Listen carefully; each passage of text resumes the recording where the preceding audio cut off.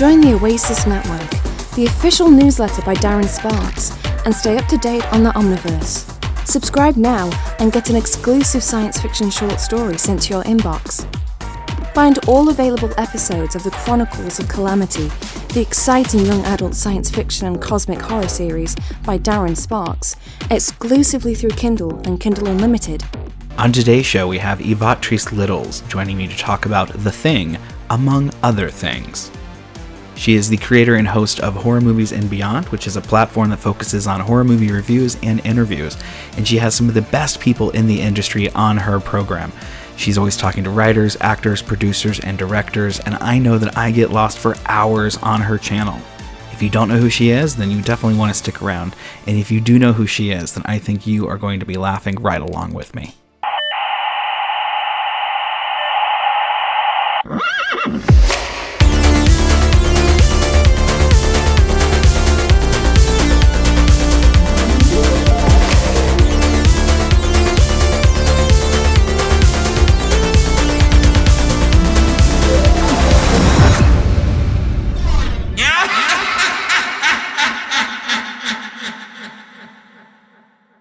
That I just want to hit the ground running, and I want to talk about you because you are quite a fascinating person. First of all, your website is the shit, and when I say the shit, I mean that like people can actually go there, find good information. You've got great videos on YouTube, specifically Horror Movies and Beyond. So let's talk about Horror Movies and Beyond. Why did you start that project, and why is horror something that's so important to you?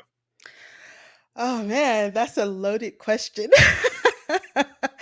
It always, all the good ones are. Yeah. Oh man. Okay. A long time ago, I went to my first horror. No, not horror. It was like a Comic-Con. It was Kamikaze, I believe. It was Comic-Con. It was either Kamikaze or LA Comic-Con. And as I was walking around, I came across Full Moon Features. And I was like looking at all the he had all the dolls from Puppet Master, and I was like, man, I wonder how it feels to talk with the creator of this. It was Charles Band, and it was like, yeah, Charles Band is right over here. And I was like, what? And he came over and we chatted, and that moment I knew for some reason I wanted to do more interviews because the backstory of things it was just amazing how he came up with those designs and stuff like that. And then I created Nerdtastic Girl. So that was more like a blog and more Comic-Con. You know, I interviewed everybody. You know, it wasn't horror yet. And over time, I just felt like I didn't fit in really because I didn't read a lot of comics. So interviewing people was very difficult sometimes going to those. But I love horror. Horror was just like something natural that came from when I was a child. From the very first movie I saw was The Thing, and then on up to everything. So I just felt more relatable to that genre. And it took a while, but I learned a lot doing a blog. I got to go backstage on certain things and just explore that kind of foundation. And then I wanted a horror show, but I wanted it very generic. I didn't want it specific because horror expands not only through movies, literature, and folklore and all this stuff. And I wanted to dab into any of that and not just specific movies.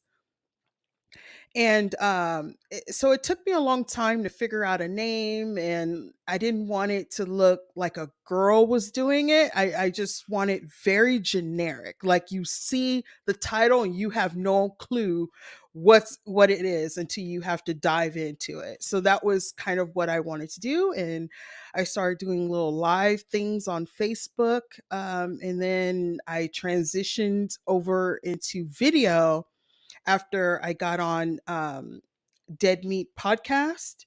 And then, because I knew once I got on that podcast, I know they have millions of followers and hundreds of thousands on other platforms. And I knew as soon as they see me, that's who I'm going to be. Like if I wanted to dress like Elvira, if I want to dress like Freddy Krueger or whatever, that is who it is from then on.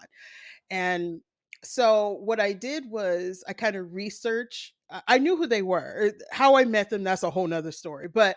I but I focused on Chelsea because I kind of wore like kind of revealing clothes, but I didn't want to disrespect, and I knew she wasn't like that. And so I changed my whole persona.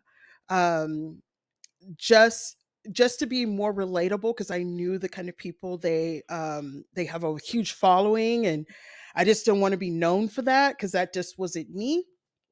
And that's when I did the whole transition, and horror movies and beyond was born before that, but it really took off exactly what I wanted to do. And I did do movie reviews, but for some reason I just love interviewing people behind the scenes and their thoughts and their feelings and their emotions about horror movies. And so I focus more on that.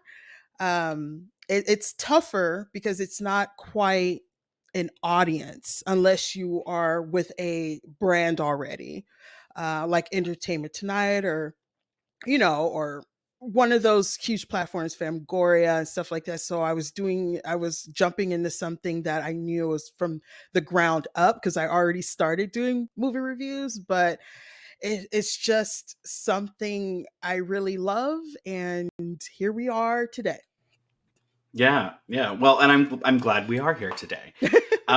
So what do you think it is about horror that made like, because what I heard from your story was that you found horror and you found yourself feeling accepted and you found yourself feeling like you could make a home for yourself there. And I feel like as a horror fan and as a horror writer, these are things that I myself have experienced. I really love the horror community. I like, especially online, like I'm part of all of these different little niche communities, but horror people just seem to be chill. Like, I mean, we're all into our stuff. We've got our, opinions, sure, but I find that in general, we're all the weirdos. We're all the ones that felt like outsiders, and we find ourselves clinging to what horror represents and what it can provide. So I'm interested in what it provides for you and what it represents for you. Why is horror such an important part of your life? I believe it's an important part of my life because, like I said, the first horror movie was The Thing, and I was forced to watch that. um, so it was so natural. Like the family would get together and we would go to the movies and watch horror movies. It was nothing forbidden about it. From horror movies, my mom was really into. My mom was very superstitious and very religious. I don't know, like the whole thing of ghosts and goblins and witches and voodoo. It was just surrounded in my family because majority is from the South. I was born here in California, and I don't know. It was fun. That's only really the time I have like really pleasant memories of being with my family is watching horror movies, going to the local VHS store when those are still around, and going to the local burger stand, pizza joint, and just grabbing food and grabbing pillows and blankets, put them on the ground at home, and just pop in a horror movie and scare each other, turn out all the lights. Um, that part was when I was younger. As I got older, and I started to realize that horror movies were triggering things of that that was more emotional. Like I relate to the characters, whereas if I watch romantic comedies and drama, I would cry because, oh, I wish I meet someone like that. I wish I had a moment like that in my life.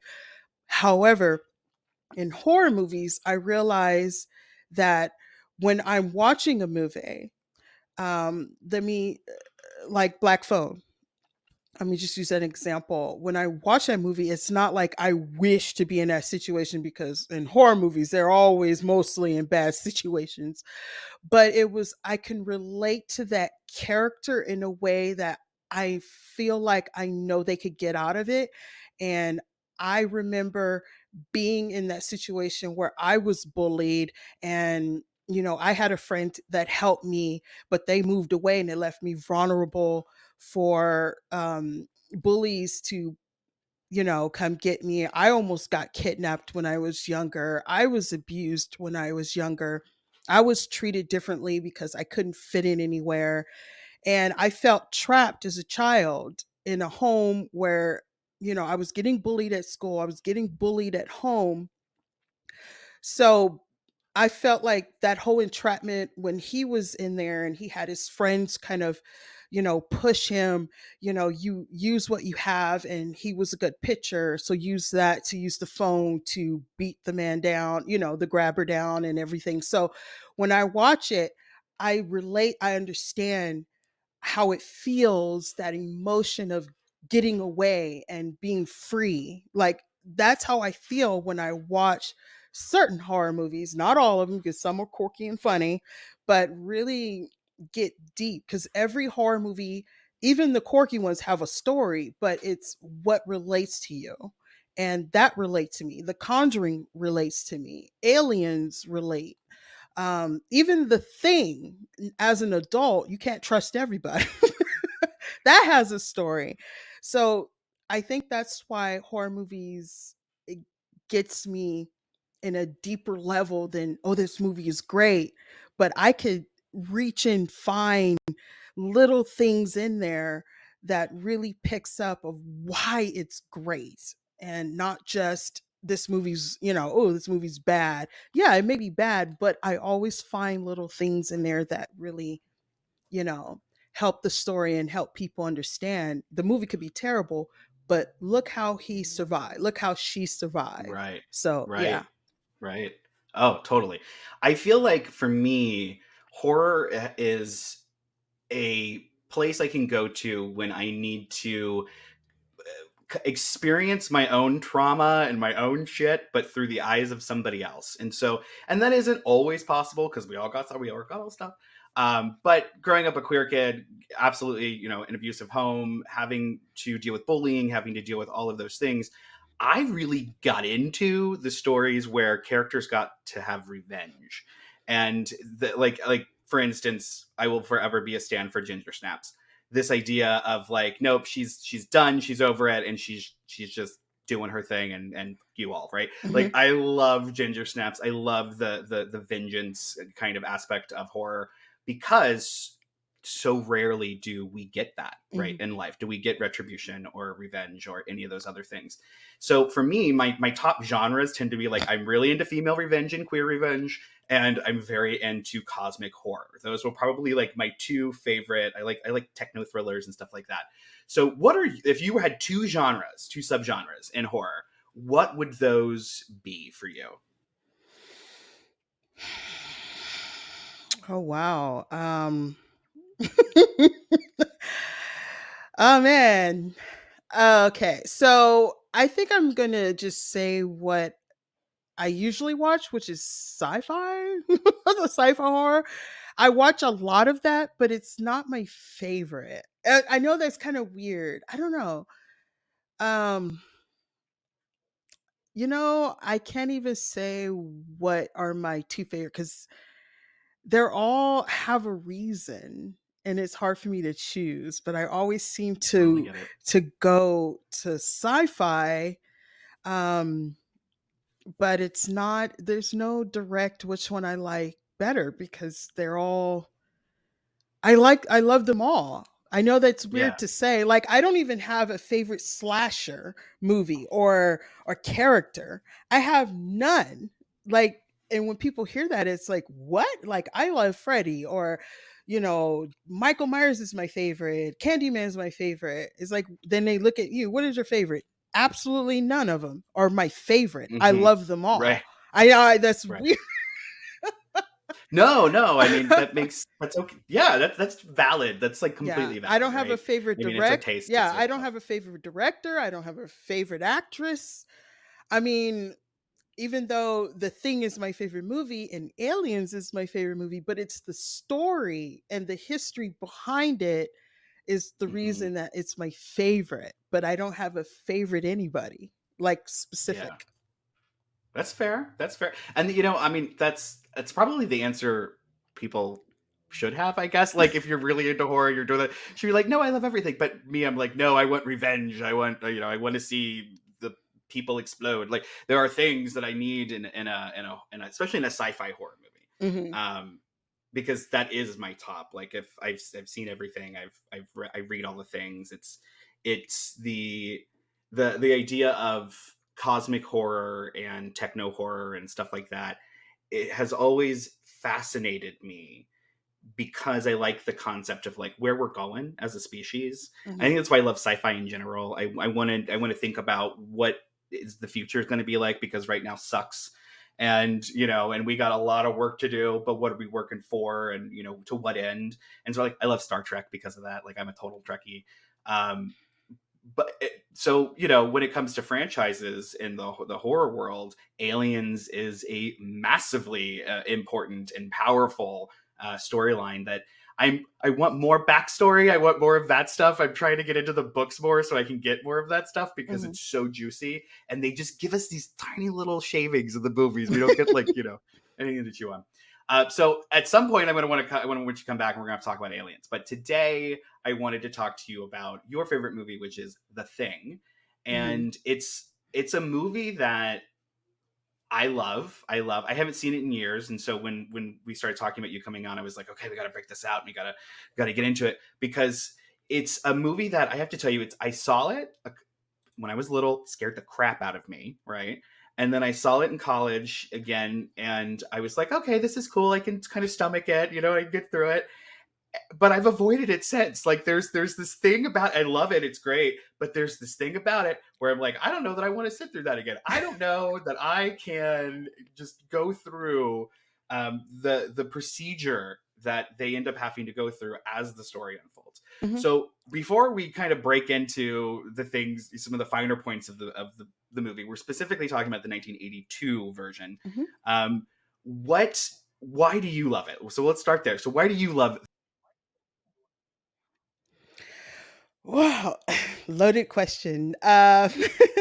So, like I said, it was the very first horror movie that I remember watching with my parents.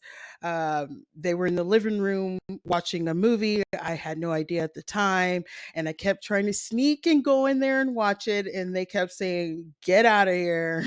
Go back to the room. And I just kept sneaking behind the couch. And finally, they pressed pause and said, "You know what? You're going to watch it." And I sat between them. And the first scene was when Copper was trying to help. Oh my God. What's his name? Oh my God. I just like completely blinked out. Not well, anyway, he was trying to help him. He was on the table in his chest. I believe it was okay, Norris. Yeah, and I had to think about it. I was like, I had to think about it. And oh, that whole thing that happened, yeah, that head getting pulled away, slid on the ground, and McReady going crazy and just burning it up. Yeah. So that was the first thing I saw. I was terrified, terrified. And I watched that complete scene because the last thing I remember was the spider head in the doorway. So I didn't watch that movie until I was like in my like after 10 years old, and that's when I really started back watching horror a lot. And I don't know, it just reminded me of my mom and dad together because that was the first movie I watched together with them. And also the effects. I mean, if you push past, the emotional part of it, it's just the effects, the story, it's funny. It's sad, it's scary. Um it looked real. I mean, it was before its time. It's just this great atmosphere of you have these people all together, 12 people together, and they're buddies and friends until one thing happened and it changes. And I think that happens in real life. And as I grew older watching it, um, there's an underlying story in there that, you think you trust someone until you're in a situation where you cannot be trusted. And that's pretty deep. So, Yeah, yeah, yeah, yeah. What I love about it is that it's actually a really simple story. Like very there simple. isn't a lot of crazy stuff going on. You've got this idea that there is an alien that is inside the base. No one can get out because you're screwed, right? You're like up on top of the Antarctic, which, by the way, you can't even go to if you have your molars still in your wisdom teeth. Hmm. You have to get those yanked out before you can go, and you can't have an appendix. So these people already went through that stuff. I'm just saying. Then they get up there, right? Yeah, no, seriously. So then they get up there and they end up accidentally running into that. Well, it runs into them more likely, but this experience with this alien that is just out for something. Hmm. And that is immediately something that we start questioning. And there's this scene with a dog, and it gets very like, that was the scene that for me was like, oh shit, this is gonna, they just did something to the dog, right? Like this is a eep moment. And it just gets darker and it just goes down this hole. But the story isn't complex. We've got the scene of the set of characters. They're stuck in this complex, and there's an alien that's basically able to hop Hmm. around through different personalities by absorbing them, eating them, taking on their essence, so to speak, and then presenting it. And part of me always felt a little sad for the alien because I thought like, oh, it's only doing this because it wants to survive, right? Like it's been frozen, it's been stuck, and it's just this is what it can get. I'm sure if the alien could like pick another species or another thing, it would, but it was stuck with us, right? So Hmm. here we go. Did you think the alien was intelligent, or did you think it was driven by instinct and impulse, and was it more animalistic, or do you think there really is something bigger going on there with Well, if you're sticking with 82, uh, it? well, seriously, because if you watch the other ones, there's some conflict there. But sticking with 82, I believe there was some intelligence there because um, when it landed, obviously it landed at a spot that was probably not intended. However, if you watch the prequel, then the ship is not like completely destroyed. The ship can't take off. It's just buried in the ice. But I think it was just dormant enough to something happen. But I think it really is intelligent. But what I think also, I feel like the mind is not necessarily infected because the person is still there, but they have no idea they're infected until the monster alone is threatened. And I think that's when it reveals and shows itself until it's complete. Because I think you're going through like this whole infected stage until it just like consumes you because every part of you is the yelling. But I don't think it affects the conscious mind because Norris was still himself, Palmer was still himself, but they were already infected. You know what I'm saying? So that's why I feel Mhm. like it is intelligent enough to not affect certain things to make people believe you're not infected so that at the right time it would use that moment to affect another person, another person, Mhm. another person. Yeah, because if it 'Cause- knows that you're infected, if you start acting stupid the first seconds or whatever, it's like they're automatically going to isolate you and kill you or right, burn you or stuff. But that's not what the alien wants. So there is some right. intelligence. Mhm. That was the other thing, because it wasn't like a body snatcher situation. Mm-mm. It really was. There's this thing. The thing was inside of you, and it would respond when it was threatened, and that's when you knew. You didn't know otherwise. And so with that, I remember, because I remember reading or watching the prequel, and it got really messy. Like the origins felt really messy because it was even kind of alluded to, if I didn't, hopefully I'm not making this up, it's kind of alluded to that it might have been like a biological weapon kind of a thing, or there was some sort of like It was an intentional thing. So I was always curious, was the thing the alien, or was the thing something created by aliens? Right? What and that was something that I don't know. I'm hoping that you or YouTube, if you know, where did this come from? Because it kind of keeps me up at night, thinking about, like, I mean, I'm absolutely serious. Like, well, what happened, after it crashed, and da-da-da. So I have a lot of things there. I have a lot of questions. I'm going to hand that to you as the lover of this film. Well, that's pretty deep. I guess it just depends on how you look at it because I mean, in 82, we got a glimpse of how intelligent it was when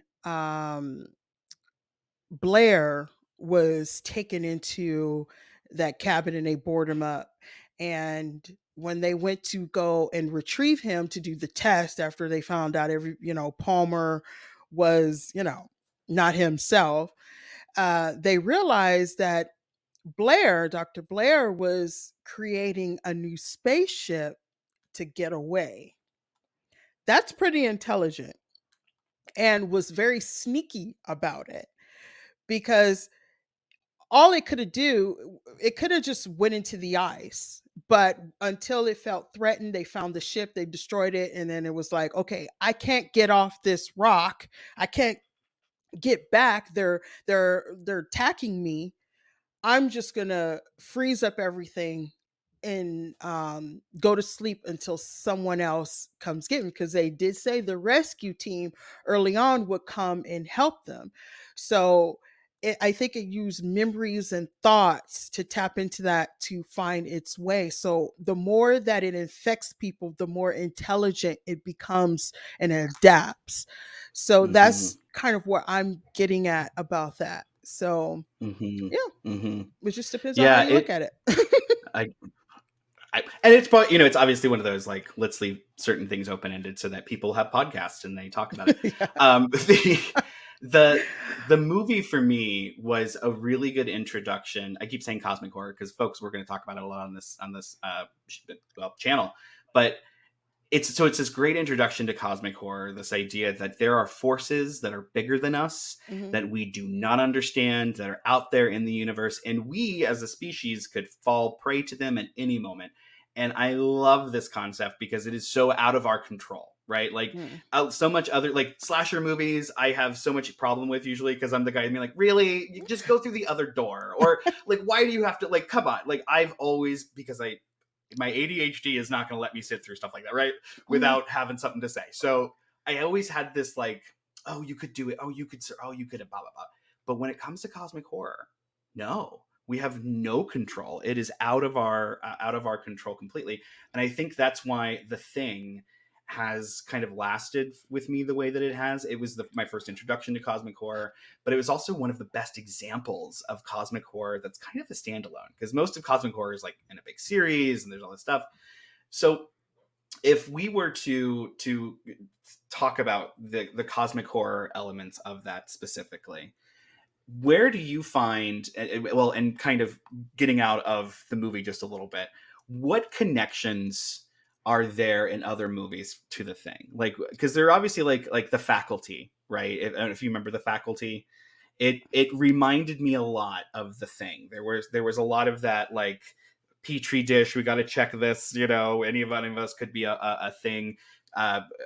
But I also know that just in general, it is one of the most referenced movies, especially in horror, not just because of that cosmic horror element, but in cosmic horror in general. So are there any movies that when you're watching them now, you can look, as somebody who loves this movie, as somebody who's seen it so many times, where you can look and go, oh yeah, they totally took this from that, or that was inspired by this thing that happened in The Thing?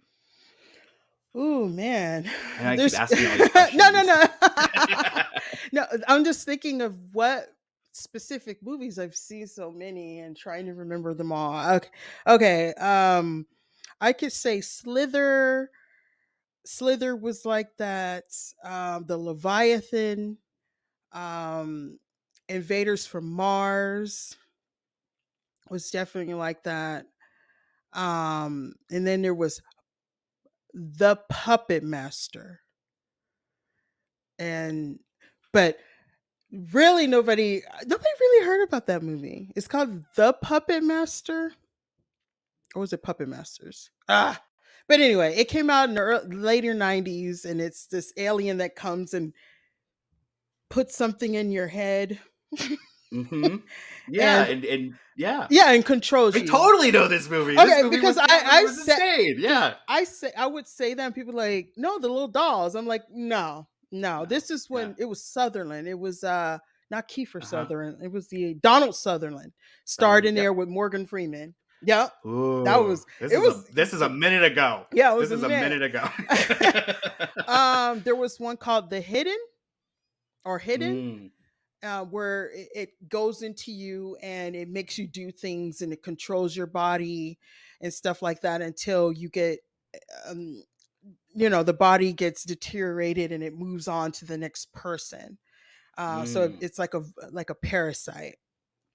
Yeah, I mean those. I Yeah. mean, there's hundreds more, but Oh yeah. Yeah. um, and Yeah, I I'm trying to. yeah, The only ones I there's can think of are like Faculty, and but because that I just saw Faculty, so it's in my head. uh, And then I mean, obviously, little things come up everywhere, and there's a lot of people like your favorite scene, which we're going to talk about in a second. We're going to play, is totally ripped off. Like in every movie that could possibly take it, they've done something with it. If you like, I think I saw a Rick and Morty where they did it. I know I've seen a Family Guy where they've done it. So there's like, this is one of those things that in this movie is iconic.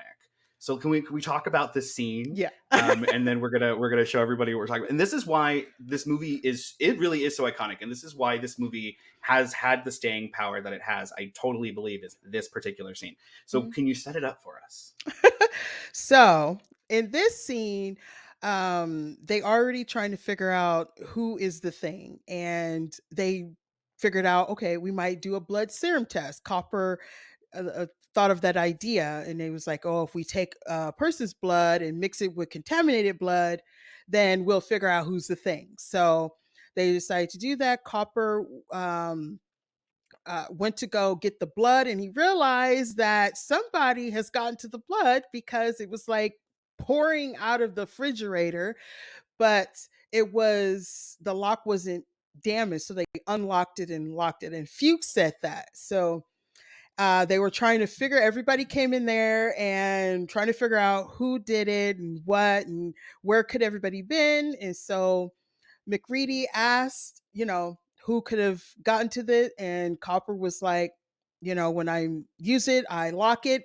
And Gary said, I only have the only key. And everybody was looking like, who could it be? And then it was like, and Gary was like, I just give it to Copper whenever he needs it. And and Copper was like, as soon as I'm done, I return it right away. And he looked at Gary, and then Windows was like, great. And he started backing up. And it was like, it was just like pandemonium. Everybody was like crazy and figuring out who did it. And Clark was like, stop accusing everybody, Childs. And Windows ran the hell out of there. So that's what that is. That's the Saints. So that's what. So everybody, this is Ivotri's favorite scene, and I think everybody's favorite scene from The Thing. We're gonna draw a little bit of everybody's blood. We're gonna find out who's the thing. Watching Norris in there gave me the idea that maybe every part of him was a whole. Every little piece was an individual animal with a built-in desire to protect its own life. You see, when a man bleeds, it's just tissue. The blood from one of you things won't obey when it's attacked. It'll try and survive. Crawl away from a hot needle, say.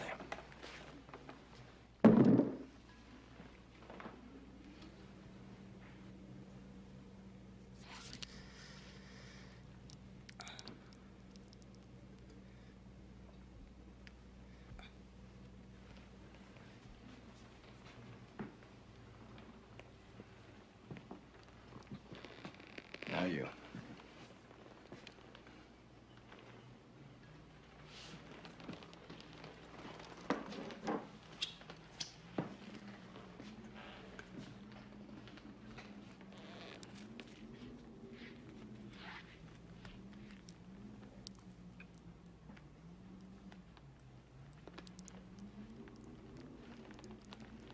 That's good. All right, move back. Over there.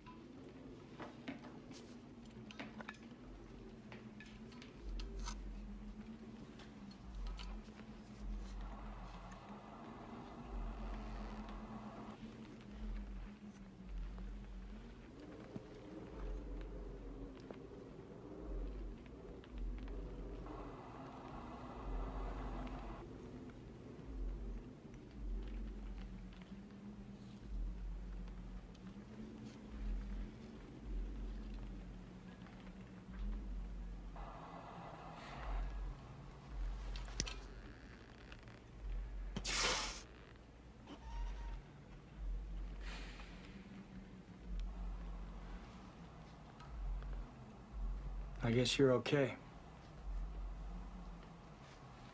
All right. Put that on and watch them.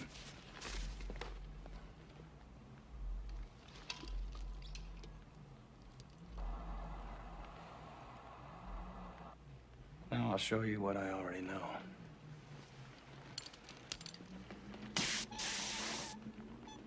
It's a crock of shit. Let's try the Doc and Clark.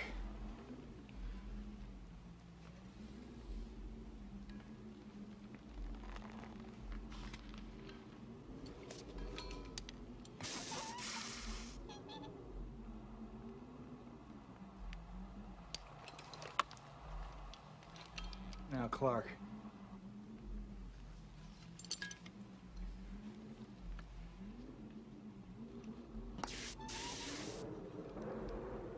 And Clark was human, huh? Which makes you a murderer, don't it? Palmer now.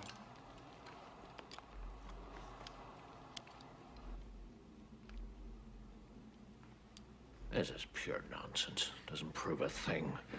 I thought you'd feel that way, Gary. You were the only one that could have got to that blood. We'll do you last. Get away from me! Retreating! What is it?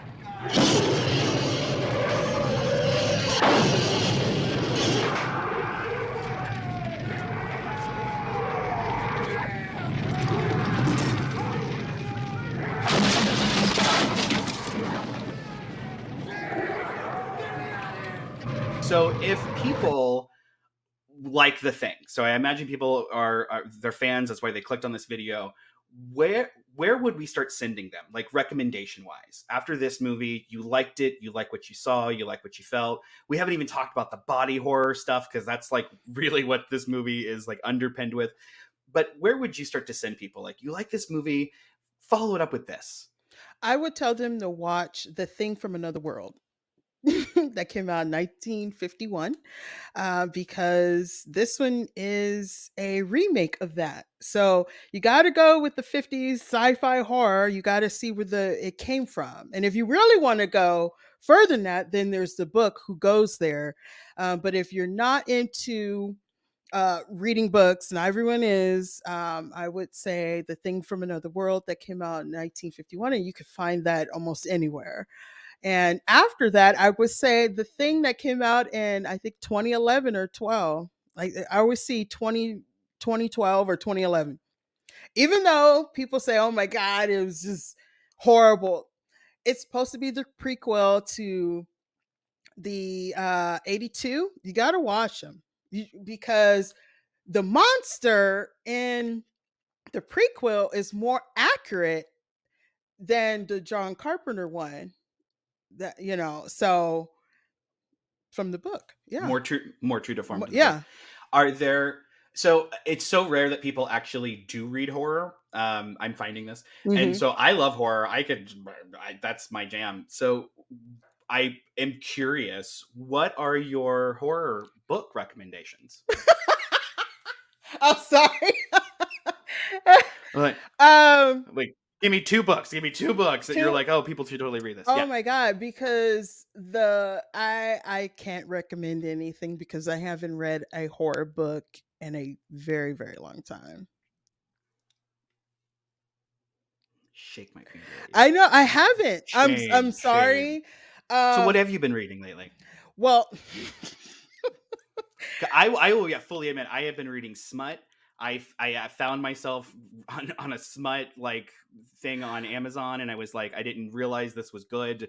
It has been my guilty pleasure. So I will fully admit I've been reading stupid, like mega white girl smut. Like it is horrible. I should be ashamed. I will admit it. So what have you been reading? the last book. Okay, wait. The last book, horror related, but not, is the Elvira, Mistress of the Dark Oh, book. I mean, yeah. Okay, that's yeah. the last thing I read as soon as it when it came out. I just I got it, and but yeah, I don't sit down and read books like that. I kind of read like information. Like Mhm. You're I more don't of a nonfic person. Yeah. yeah, well no, it's well, it just depends on how you look at it because I would read like the scariest places on earth and the history of the Winchester house. Like I read Hmm. things like that, or Centralia, the Silent Hill came from, that was the inspired idea, or you know, thing, the Gettysburg, the ghost. Like I kind of read Hmm. that. Yeah. So Yeah. I Yeah. don't really sit down and grab a good book. No, I hear you. I Yeah. mean, I am so into like the documentary stuff that like usually I'm behind on horror movies that are coming out because I am way more interested in watching a documentary Hmm. about the making of a horror movie or the story behind something, and then I want to go through those like icebergs where you just jump in and then you Hmm. learn as much as you can about what's going on in the background. So it takes me a while to get to an actual story, and because I do have ADHD, it is kind of hard to sit down and just get into a book. So I really have relied on Audible Hmm. and audiobooks and things like that. And what I'm finding is, speaking of aliens, like they've got all of the books, all of the alien books from the whole everything. It's all up on Audible. So Hmm. and they're acted out really well with like people and Sigourney Weaver comes and like it's amazing. So I'm finding that to be a really cool way and a really nice way for me to be able to jump back into horror and as just as something to read, Hmm. because it isn't, and horror doesn't always read well either. It's a whole thing. Horror is weird when it comes to books, but so okay, it's fair. It's Yeah, fair. because I see, I couldn't tell you because I don't really read horror books. But like I said, the only um things I read is like, you know, like scary, I don't know, like scary stories to tell. Not scary. No, oh my God, not that. Well, I did read that. Scary stories to tell in the dark. I actually That's the got the thing. book Yeah. with 3 stories in there. Yeah. All right. It's hard to come by with No, it unedited. is. It is. Yeah. It's the thing. So, but Yeah. anyway, but like scariest places on earth, like you talk about the Okiku doll, the haunted chest, the haunted song, the Hungarian song, Gloomy Sunday, based on the true facts on that. Dark Matters, Twisted but True, how they go Mhm. by finding medicine. Like, I'm into that. And I watch a lot of weird, it's a show called Weird History.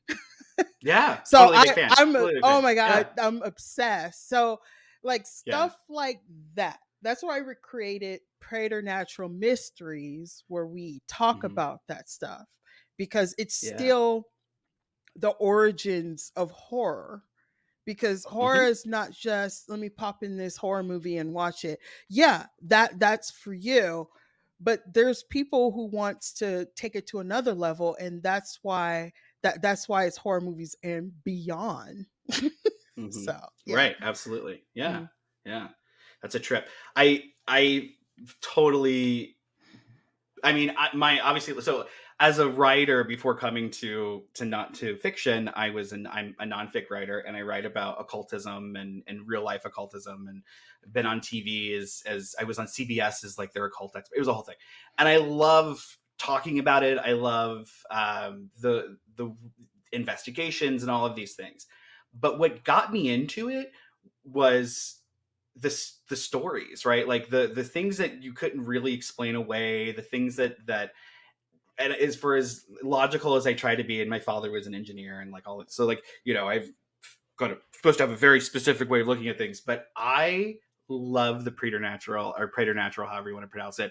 I love the idea that there are things that have been with us forever, and some of us have been talking about it and some of us haven't, and some of us have written books about it and mythologies and entire cultures, or I mean amazing things come from the things that go bump in the night, and we just don't often get a chance to appreciate them, especially in the grander aspect of horror. Because I think horror, in its own way, because of just the nature of it, of taking something that is scary and putting it out there for people to look at and develop a different type of relationship with, I often feel like the preternatural, the predator, whatever, the things that go bump in the night are often kind of turned into jokey tropes, and they're kind of, they're presented in a way that makes it easy for us to digest, but in doing so, we kind of nerf them. Mhm. And that's the stuff that like keeps me up at night. That's the stuff that I want to read about. That's the stuff that I get into, is what was going on before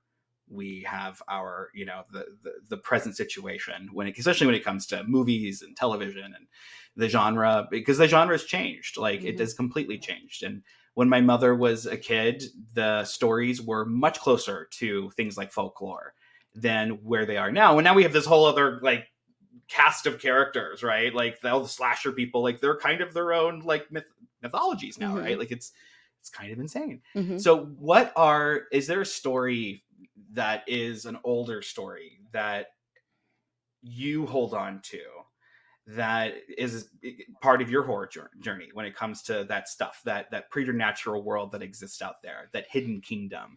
Is there something that like has stuck with you that makes me, I want to keep coming back to this? I'm gonna keep digging into the strange. Um, I think it's the human mind, in a way that a situation happens and it's like, do you believe it? Can it happen? Is it true? And like Amityville Horror, like that story, it's like, can someone hear something that tells them to just wipe out the entire family?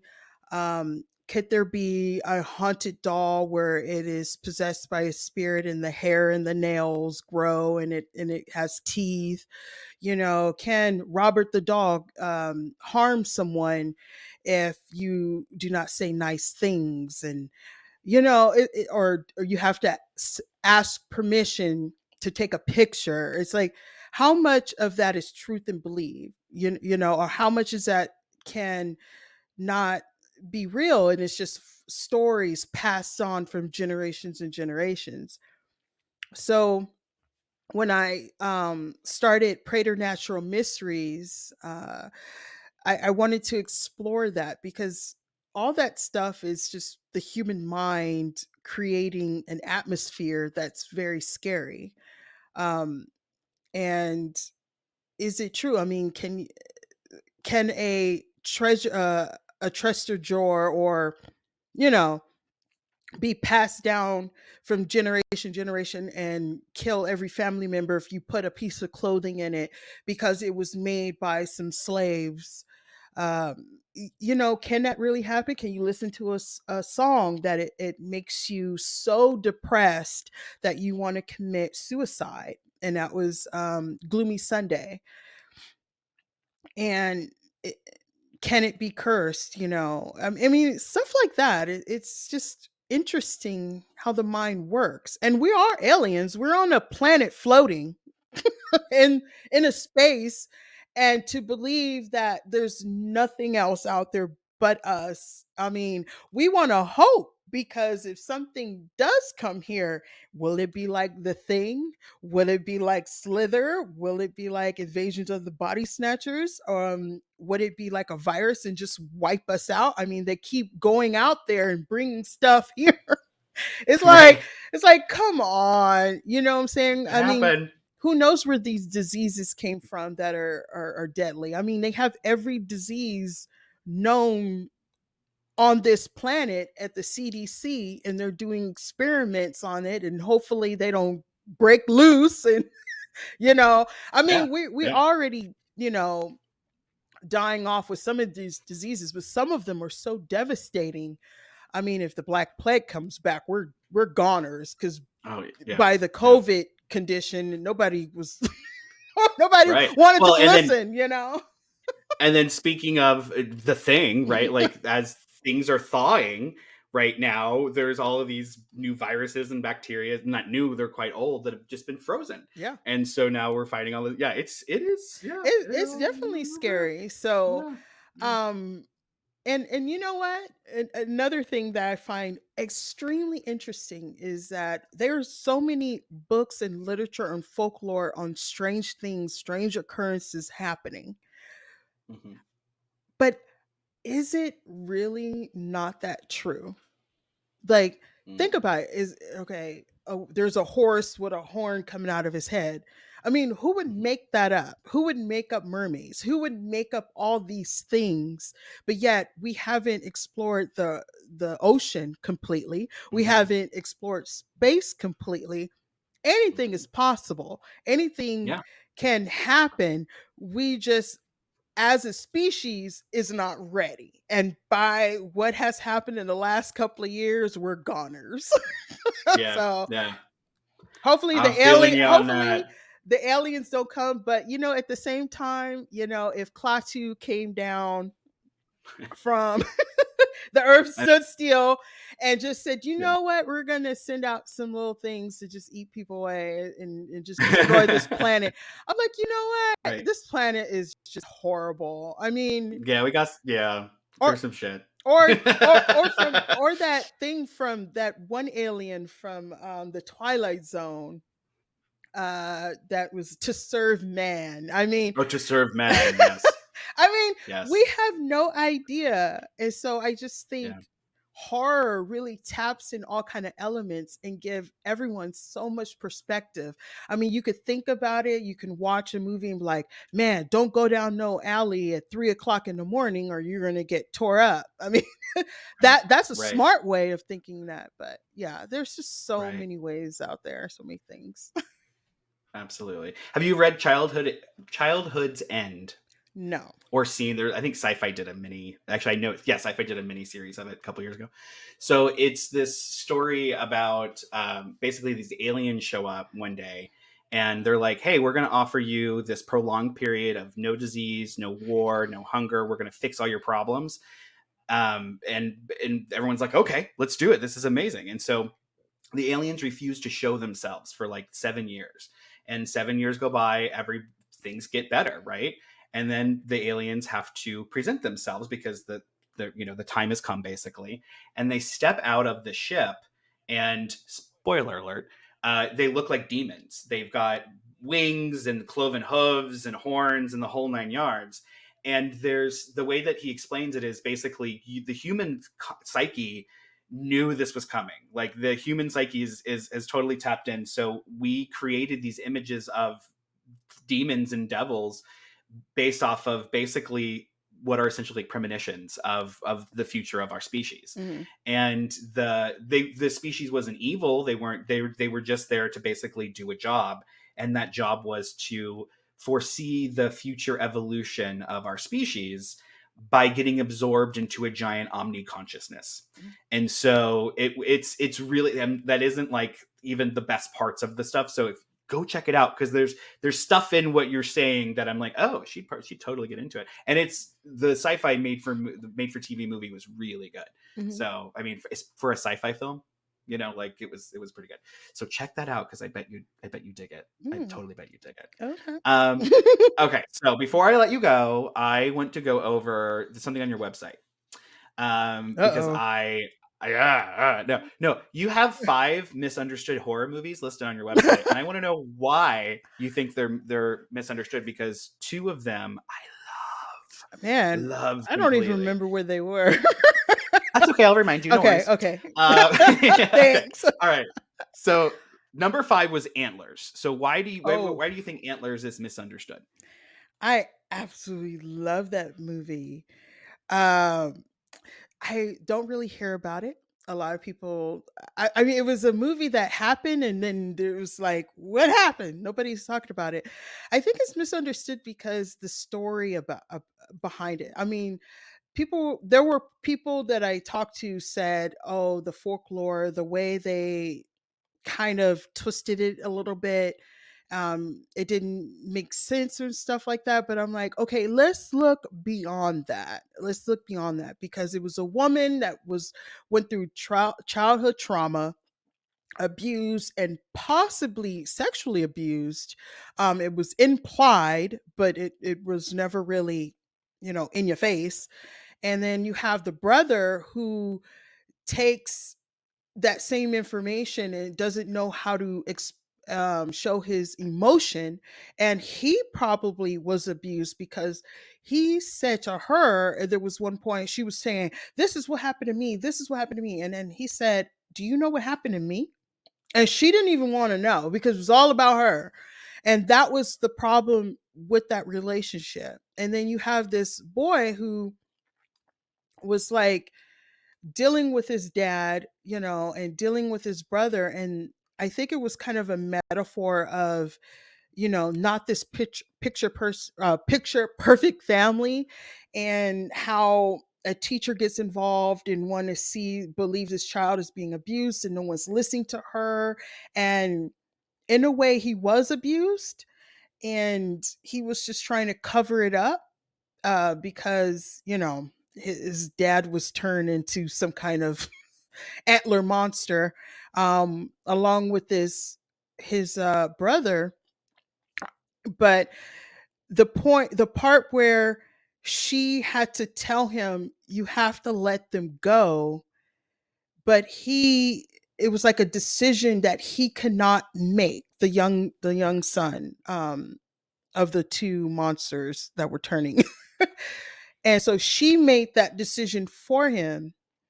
But when it comes down to it, will she be able to make that same decision for herself if you are faced with that same situation?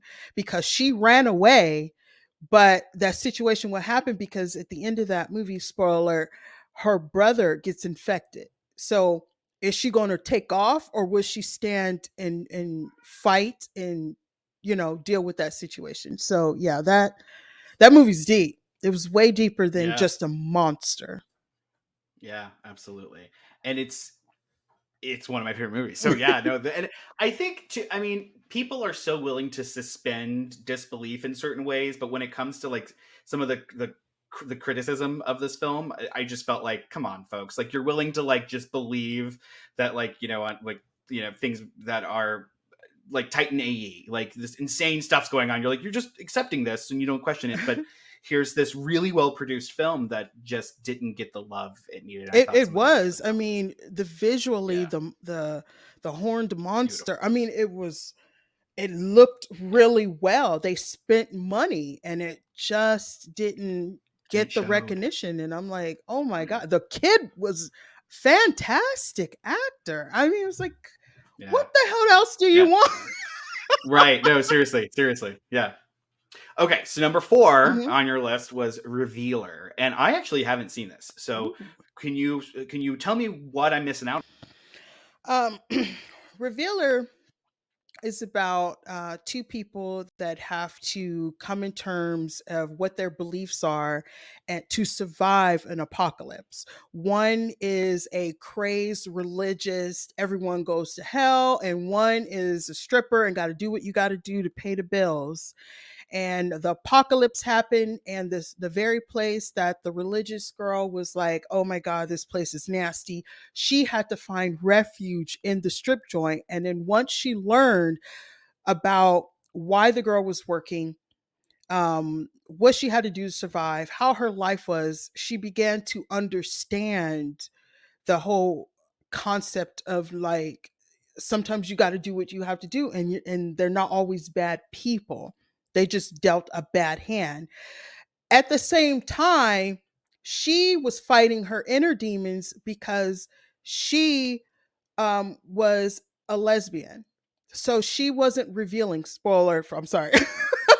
She was fighting that demon of who she was because she believed, if I condemn you, I will go to heaven. But really, the problem was because she wasn't accepting herself.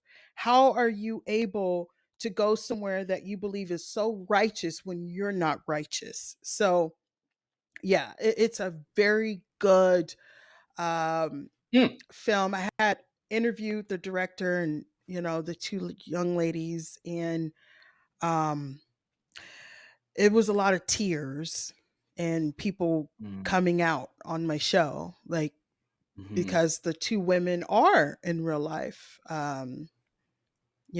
so yeah. Yeah. Yeah, that's powerful. I will totally add that to my list. I think that sounds beautiful, actually. Hmm. Um, Next on your list is Sun, and I haven't seen that either. Hmm. I've heard about it though, and so from what I understand, it's a movie with a lot of It's a layers and a lot lot of of subtext. layers. Okay, all right. Yeah. So let's peel back the onion just a little bit and get what's so juicy about Sun. Okay, sun is kind of like antlers, but not really. It does have some elements of, what is religious, what is abuse, what is this and that. And it was about this woman who, her son wasn't necessarily her son, even though it was her son. It was a demon like son. That was his son. So it was kind of like this cult family that helped her become pregnant to have this child. And no matter what she did to protect this child, it was growing in him. He was becoming hungry for blood. Like, she was trying to hide it, and she had to come to terms that her job is done, and it could be sacrificed for the sake of this particular religion and this Mhm. entity, and it's here to stay no matter what. And so she did get sacrificed because those people that were around her the entire time wasn't there for her. They were there to protect the son. Mhm. And you see the demon come and embrace his son. Like, Mhm. get over Yeah. it. Things are going to Yeah. happen and you don't have any control. So that film was about losing control and or never having control of your life. That's scary because you don't Yeah. know what you're born into and what your life, or you don't know who's around you, Right. who's watching you, the purpose, until it is revealed that nobody has control of their life. And I Mhm. believe that, I really do believe that Yeah. nobody on Yeah. this planet has exact control of their life, full control of their life, whatever, because it takes one person to say something. It can just ruin your life. You could be Mhm. going to work and the job just decide to let you go. I mean, that's no Mhm. control. You have no control over that. You're paying your rent and they decide to raise it up and you can't afford it. Now you got to figure it out. Right. There's no exact control. The only part that you have control of, if you're going to live or die by Mhm. your own hands. And Right. that's Right. it. That's it. Yeah. And that's why we love horror. This is why, like, that's literally why horror thrives. What about Men, which is number 2 on your list? Men is extremely difficult to understand, but at the same time, it is the most in your face. It's like right here. Um, Being a woman that was in a relationship with someone that wasn't pleasant at the time, I get it. Like you're in this narcissistic relationship where it's all about me, and you want to leave me, and then I'm going to off myself. What choice does someone have? And so that's kind of what Men is. Like this woman went through an abusive relationship. After he decided to commit suicide, she went to a town, like a cottage, and just to get away. But everybody that was there, every man that was there, looked the same, because in her mind every man was the same. No matter what she did, they always wanted the same thing. They wanted all the attention. They wanted to use her or abuse her or whatever. And and at the same time she was fighting her own demons of what happened. Is it her fault that her ex, I think it was her husband at the time, um was it her fault that he committed suicide, even though she didn't want to be with him because she was tired of the abuse, and then he offed himself because of it. So as it progressed, that's kind of what you see when she goes to a bar, everybody looks the same. She meets this man who takes her in a cottage, and then you meet like this young guy, looks the same, and then the preacher, they all look like the same man, because she hasn't faced the reality of that. Don't run away. Sometimes you have to face what is bothering you. So there was a rebirth and a rebirth of the same man, to the point she kept walking away and he just kept being reborn of that same situation, till she finally said, you know what? I'm going to face it. And then the last rebirth was the husband, um, that had killed himself. And she was like, what do you want? And he just wanted her to listen. And once she listened, the freedom of listening doesn't mean you have to accept it. No, but to face the reality that was burning inside her and keeping her from growing was something that resonates so deeply with me, because I was in a narcissistic relationship. I was felt like there was no escape, because every day was the same thing, same problem. So yes, Men is a very complex, deep film. And sometimes, I mean, you just got to look beyond that. And that's what the rebirth was at. Yeah. So, Yeah, yeah. I love how horror allows us to, again, take these parts of ourselves, these experiences that we have, and anthropomorphize them, right? Like give them, this thing that we have inside of us that won't let us grow, won't let us move to the next level, is taken out of us, and we can see it as a demon, as this thing that we have to slay. And I love that horror gives us analogy and metaphor to mhm, go through those processes. mhm. The last movie that you have listed on your most misunderstood is Hellboy, but it's the 2019 Hellboy. And I have so many thoughts and feels about this, because I am an uber nerd, and because I loved the original set of movies and I love the comics. And I have the rage of all nerds, especially if you're anywhere near DC or Dark Horse, where we're just sick of this, of like the remakes. We're sick of the intro stories. We're sick of the origin stories. We want to just keep moving on. Like if I have to sit through one more Batman or Superman getting there, like I'm gonna blah, right? I will become a member of the Suicide Squad. So the question that I think I have essentially is, first of all, how dare you?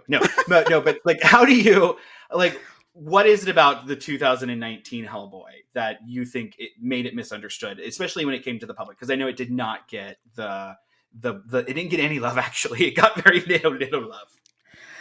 Um, so Yes, I did watch the first and the second one. I never read the comics, so forgive me. I'm just basing on visuals and my thoughts of watching the first two and this one. Um, the first two were great. They were fun. I mean, they were good. This one, the 2019, when I watched it, it took me a while to watch it because I heard so many bad things. And then I finally sat down. I was like, wait a minute. There's a deeper story here. I love the father and son element in this one. It's very grungy, very dark. It didn't play on a relationship, like the way the first one was. I mean, he just really, was in love with her. They can't be together. And then the second one, oh, she's everything. They're trying to live their life. And she's just like, I don't want to be here with all these cats. I mean, it was just, okay, let's take that part out and make it grungier. And that's what they did in that one. So it was more focused on the relationship of him being who he was and what he was destined to do. And his father was very like, I love you, but you got to do this. There was no like laid back like how it was in the first and second one. And I think that was important because he is like the son of the devil, or the devil. Like I said, I didn't read the comics, so don't come after me. No, But he's the devil's son. okay, Yeah, okay. So I just really, I mean, the effects were awesome. It was just very like gory and just like, I don't know, it just felt like that's what it needed to be.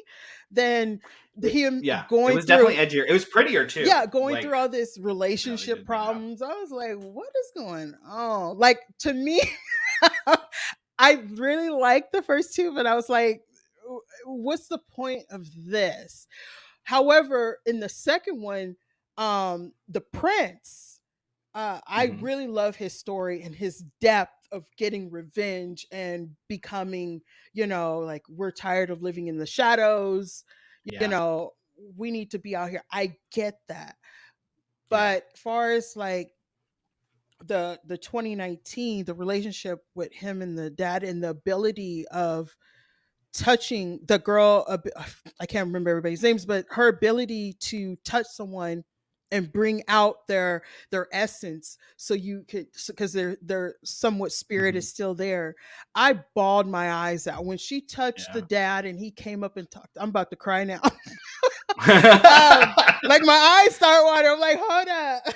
like I like I it's like I lost my dad. So Mhm. anything that I feel like I could relate to, like if I had that ability or someone could do that for me, I would say my last words.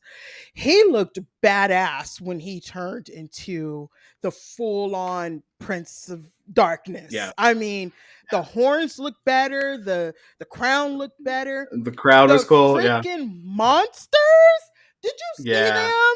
I was like, if yeah. those did not play, they wasn't just running around. No, they were Mhm. stabbing. The dude had like knives as legs. I mean, it was Yeah. like people got messed up. And it was like, It.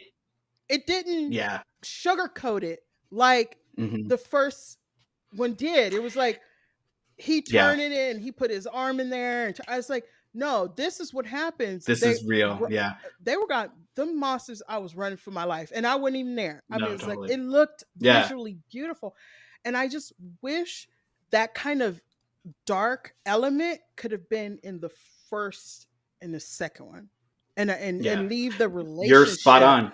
out. You're Say spot if they on. would have take that relationship, oh, I gotta Yeah. watching her and Totally. stalking her. I just thought, wait a minute. I was like, And it's not.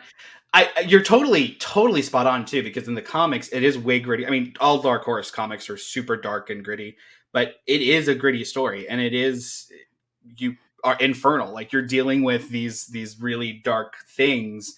And what I liked about the movie, the first movie that came out with, I thought was like, I was younger, and Mhm. it was super approachable, right? Yeah. Like especially I hadn't read the comics yet, so it was super approachable. I dug it.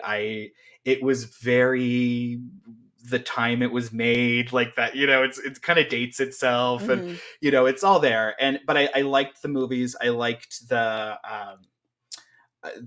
director's approach. I can't remember who directed them, but I like the approach to it. But it is its own thing, and I believe in the power of adaptation. Like I think we're assholes when it comes to people adapting films, and we have opinions that are just uncalled for most of the time. But when it came to this adaptation, after reading the comics, I will say it is more true to what the comics are expressing, and the tone and the feel in the comics. It's there in 2019 in a way that it's not there in the others. And you're 100% spot on with they took that love story and they just brought a spotlight to it that was so distracting from what really could have been going on. You're spot on with that. 100%. Yeah, that was the only like the off thing, like watching the first. I think Del Toro. I can never say his first name. Guillermo Benicio, no, Del Toro. Benicio del No, Toro. not And Benicio. then Not Benicio. Benicio. No, not him. no, Benicio is the old guy. No. Guillermo. Guillermo del Toro. Benicio del Toro was in Wolfman. That was a different thing. Yeah. That's a different thing altogether. Yes. Yes. I was like, wait a minute. If you watch his films, they're very whimsical, dark, Mhm. whimsical.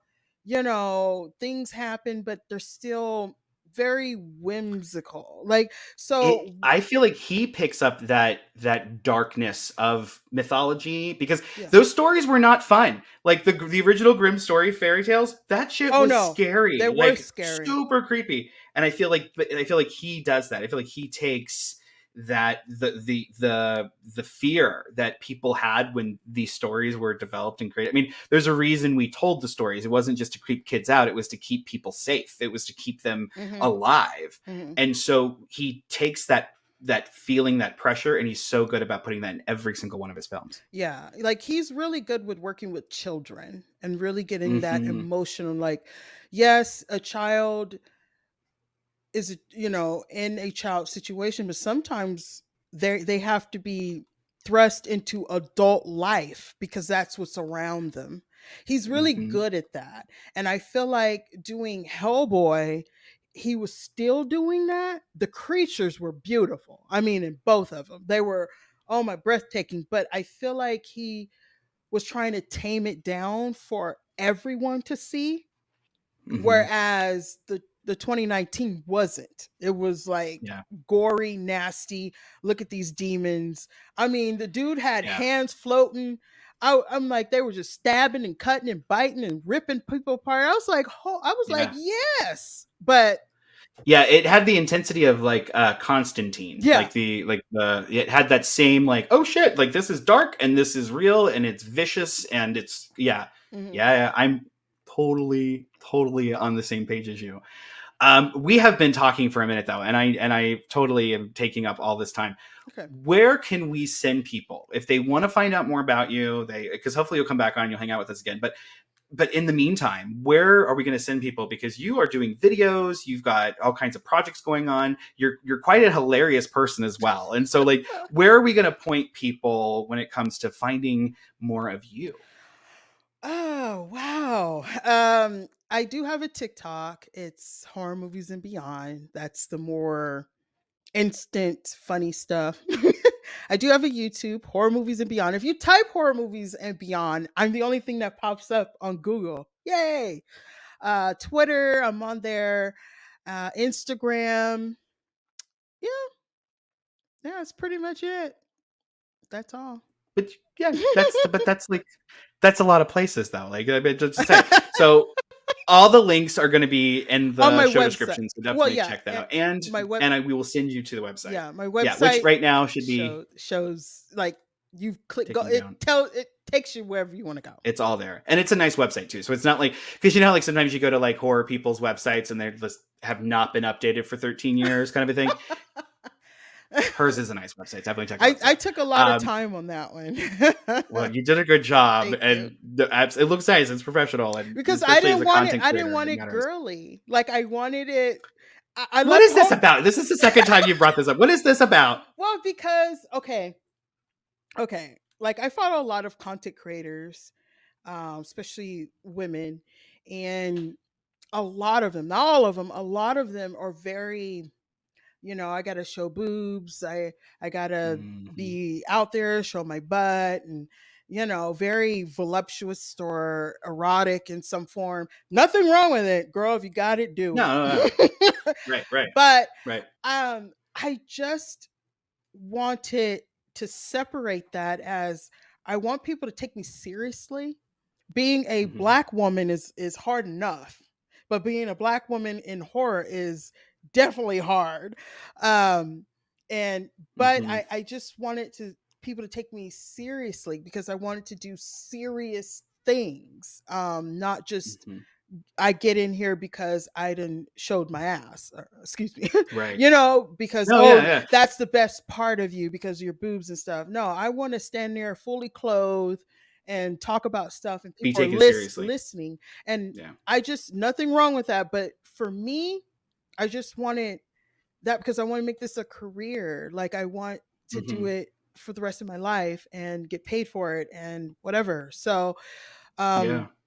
I just wanted to keep that part separate. So when I made the website, when you look at it, it's like you got blood splatters on different pages. And I don't know, I Yeah. just wanted it very neutral. Nothing Yeah. really. Well, I mean, I get it. Branding is so important, especially when you're content creating, you're doing this stuff. And I 100% understand that the typical female presence in horror, especially in fandom, does tend to be more sexually explicit, more sexually just out there, Mhm. and that's okay. Yeah, that's Like you said, more okay. power to you. It's Do just your not, thing, I right? Like just there's wanted no to take shame, it from but it ain't me. your thing. Yeah, and I 100% get it because I've been in situations where I felt like as a gay dude, like I needed to be more a certain way to get attention and um, look a certain way and show certain things and do stuff. And it has been a struggle to not fall into that over the like in my other world, my other career. It has been a struggle, and Mhm. it's something that I noticed like people expect it, and then when you don't give it to them, they get angry and they get weird. And so I think establishing yourself from the get-go as like, nope, this isn't that sandbox, we're doing this other thing here. And like I think that's a very smart thing. I think it's Yeah. a, I a wanted good my thing. talent to be the focus, you know, Yeah. because if I was I'm a, if I was, but I am a black woman, but if I were just like Elvira, you know, it's like, ooh, that's the first thing that will be getting me through the door. She's going to be showing her Right. boobs. She's going to be wearing tight clothes. That worked for Elvira. More power Right. to her.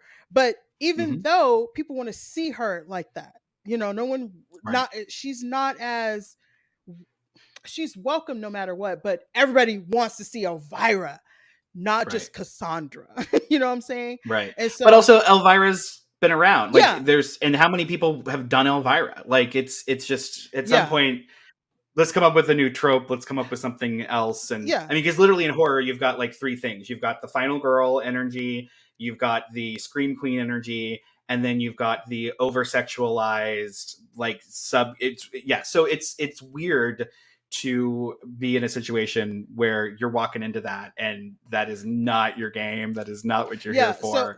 Yeah. that's one thing, one Hmm. lesson to learn. Whatever you go out there to be and you want people to respect you or know you for that, be sure you understand that once you step out the door into whatever you want to get into, and that's the look you're going to have, that's what the look they're going to expect 24/7 all the time. Hmm. And those are the people you will attract for that. And when Yeah. I decided to do horror movies and beyond, I had to make a choice. I really did love wearing sexy clothes, but the people that were in my DMs were looking for Hmm. sexy clothes. That's what they Yeah. were asking. And I was like, you didn't hear anything I said? So I had to Right. switch fast. Hmm. So that's Yeah. I feel you there. That's like the hidden thing that nobody knows about, or it's the DMs, the things that people will then send you as a Oh goodness. Yeah. We could have a show all about DMs and the strange shit people send us in Oh DMs. yeah, I've had my share. I have no doubt. And I know women get it so much worse than like what I get it. Like, and the other, I'm a bearded white guy, like in my 30s. Like I present a certain way. I look, and so people are intimidated to send me certain things unless you're another white guy. And then it's just like, hey, let me show you my butthole, right? Like, and I'm like, I don't even know who you are. Like, what? Like, I don't even what is like what? So it's this weird, like, and I know from my friends who are female that it's a big, like, from the minute they got on the internet, it was a thing that they had to deal with. And like at 13 years old, like, crazy stuff. And I couldn't, I don't know how I would handle it. I think women have, especially in horror, because of the history of horror, and and again, we only have like 3 types of female characters. There is this, let's just over sexualize, and there's nothing wrong with being sexual, like be sexual, but when it is expected of everyone, then we've got a problem, right? And that's the thing. So I think anytime anybody breaks away from the mold and does their own thing and is fiercely independent with it, I think we should celebrate that, and we should lift that up. And because it's inspiring for other people. That's the other thing. Everyone thinks that they have to get a boob job and do all these things in order to get attention, when we've got people like you out there saying, just do your thing and do your movie thing and like your movie, and let's talk about the thing. Like, it doesn't have to be. It's beautiful, and that's good. We need, but there's nothing wrong so with thank it. you for doing that. If you want, no, there's nothing wrong with to show all the boobs, right? But there's go ahead. But plenty of examples of that. For me, there's plenty of examples of that. I just wanted to be recognized for my talent, and that's talking about movies. So yeah. And if your talent is looking hot and putting makeup on, then you'd be doing makeup tutorials and things like that. But that's not what you're doing. I'm sorry. This is Clovis. No, I know. I'm kitties. Hi, Clovis. So I named her after the cat from Sleepwalker. Oh, because she looks like him. Clovis. She does look like the cat from Sleepwalker. Totally. It's so cute. It's so cute. Yeah, I have cats that are pawing to get in. And the one that was wandering in the background, that's Ripley. The black and white one? Yeah, that's Ripley. After Ripley. After Ripley, of course. How could you not? Yeah. I was afraid to name my cat after a strong characters, because I have this whole thing that, like, they'll take on the personality. Like, I had a friend who named their cat Pan, and then the cat just humped everything. And so I'm like, well, don't do that. Like, give it, So I am horrified of naming a cat after too strong of a character, because I know it'll break me. Well, like, they don't have thumbs, but if cats had thumbs, we'd all be completely. It's interesting. Clovis, when my ex went to go get her for my birthday almost 5 years ago, for Christmas present, he said that when he went to the pound, none of the cats moved. They were all just laying in there, but she was the only one screaming, reaching for him. And he picked her up, and she let him hold him and stuff. And he just thought I was weird because she just laid on him. And she ended up being my cat, but she follows me. She has to be right here all the time, watching me. And so when I just thought of Clovis from Sleepwalker, because he was protecting the officer, and he was the main one that was getting all the cats together to go and fight off the Sleepwalkers. That's smart. And so that's smart. I was that's a good name to give a cat. Yeah. And then I end up meeting the guy who played the cop at a it was a friend of mine, Carlise Burke. She played the black lady in the new Chucky. That died in the car when she was driving, and the remake Chucky. And beautiful scene, and I met and her friends were there, and he was there, and I was like, you look familiar. And then I was going through his IMDb, because he gave me his phone. He said, look, and I was like, no. And I was like, oh my God, you were the officer in Sleepwalker? And he was like, get the bag, guy, get the bag with Clovis. And I said, I named my cat Clovis. So it's just all, That's it was awesome. just perfect. It was all perfect. That's awesome. I love it. I totally love it. Well, Ivotres, I hope you come back and you come hang out with us again, because this was a super fun discussion, and you are my first guest on the new channel, and so I just have to say thank you for coming and helping me just get the whole ball rolling and all of those good things. Thank you. So, It was a really, lot of from the bottom of my fun. heart, thank you so much. No one really talks about The Thing. Like, no one has, like, when they have me on their show sometimes, there's like they'll pick a movie, but I never, this is the first time I ever talked about The Thing on like me choosing. Yeah. It's Yeah. weird. Well, I'm glad that it was an idea that you were welcome to. And I'm glad that, more importantly, that I got to talk to somebody who actually really loves the film. Versus like my best friend who we would have a very different conversation, right? Like, if you're not like into it, you're just, so I appreciate you bringing your enthusiasm for the film. And I also appreciate the fact that you are continuing to bring that enthusiasm to a lot of other films and a lot of other aspects of the media. So again, everybody, check out the websites. The links are down below. And if you haven't already, make sure that you're following, subscribing, all of those good things, because Ivotres is doing some really cool shit out there. Thank you. So, all right, everybody. No, thank you. Darren Sparks vs. the Omniverse is produced and distributed by Satyrs Inc., a queer indie company. For more Darren Sparks, including his current projects, visit www.darrensparks.com. Support the Omniverse by joining Darren on Patreon and get exclusive content, merch, and more. Don't forget to like and subscribe to the channel. Darren desperately needs your validation.